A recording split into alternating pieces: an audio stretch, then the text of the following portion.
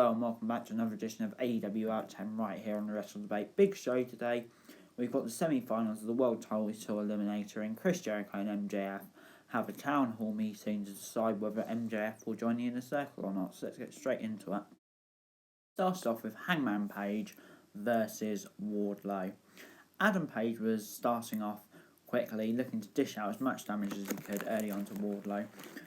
Page avoided a second attempt to distract by MJF and tossed him off the apron. Wardlow responded with a massive spear which led him on top. Page barely made it back in the ring before the count, before the big man brutalised him. A series of clotheslines and punches led him on top. Page was launched with the F10 before he managed to get an incredible buckshot lariat out of nowhere for the win. I'm going to give this a 6.5 out of 10. Really solid match just to kick off, and the result we all expected. Eddie Kingston and his family were out later. He was saying how he's going to destroy Jon Moxley. All the usual. Before we got Eddie Kingston versus Matt Sydal. They wrapped up early on. Sydal got on top after a bit of things.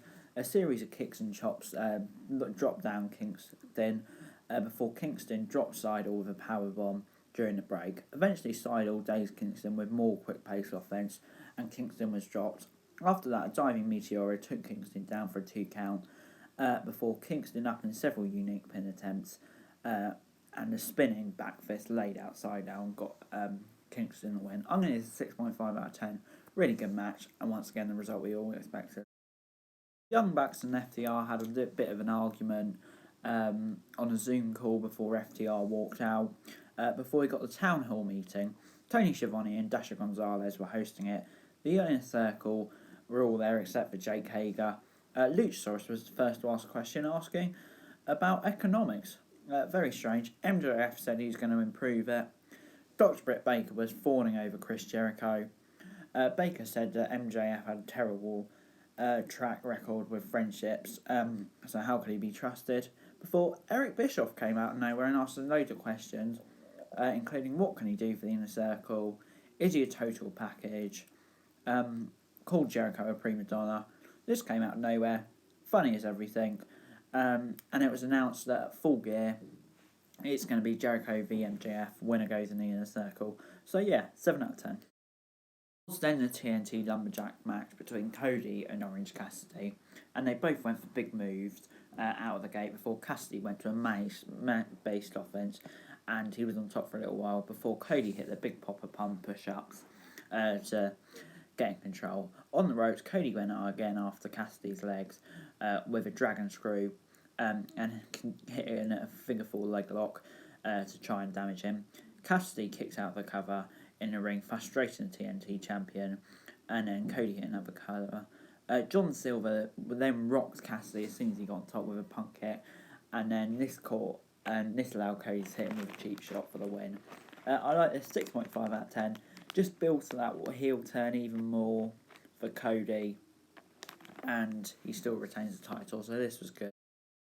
Next up, it was Serena Deeb versus Layla Hirsch from Dark in an NWA Women's title match after Serena beat Thunder Rosa. Serena Deeb and Layla Hirsch grappled to a stalemate early on before a slingshot dropkick earned her a near fall over the NXT Women's Champion. That's the woman from Dark. Deeb hit a hanging neck breaker and quickly got on top. When AEW returned from a break, Hirsch planted Deeb with a German suplex, but an arm track single leg Boston Crab forced a quick submission for Deeb. I'm going to give this a 6.25 out of 10. It was an okay match. I'm surprised they didn't give Deeb more of a rub, to be honest, but maybe they wanted to promote Layla to Dynamite more often. Dawn Spears then beat a jobber in about 5 seconds, not even joking, with a Valley Driver. And then after the match, Scorpio Sky came out and attacked Spears. I'm going to give it a 6 out of 10. Was fairly okay, didn't really build to anything, just very short. It was main event o'clock, Penta El Zero M versus Kenny Omega. Omega wasn't going to be able to catch Penta El Zero M with a flash kick like Sonic Kiss. Penta was on top early on, chopping away, and followed up with a top rope move on Omega.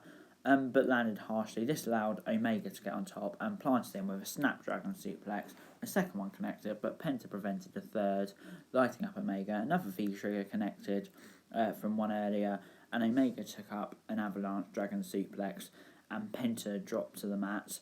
Omega was not leaving without a win tonight, and he caught Penta again with a knee and finally hit a one-winged angel for the win. I'm going to give this 7.5 out of 10.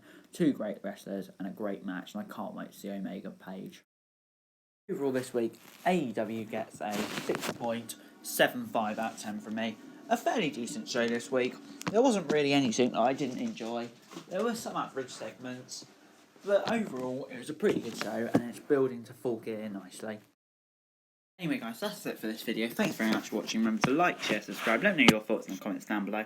Remember to follow me on Twitter, link in the description below, for daily wrestling news, and subscribe to my channel on the screen right now. That'd be greatly appreciated. Thanks very much for watching. Peace.